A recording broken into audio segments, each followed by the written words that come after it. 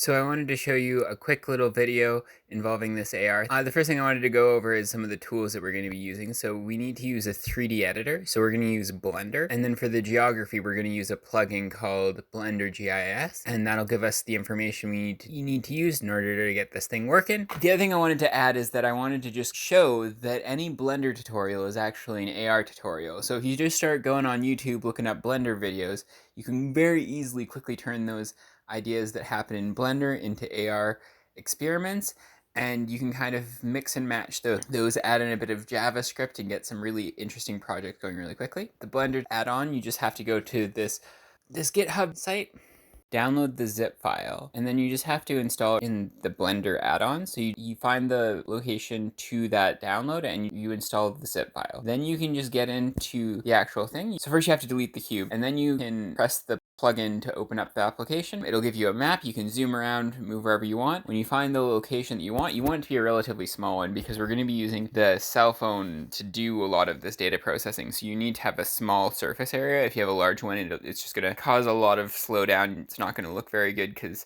AR is a very time-sensitive thing.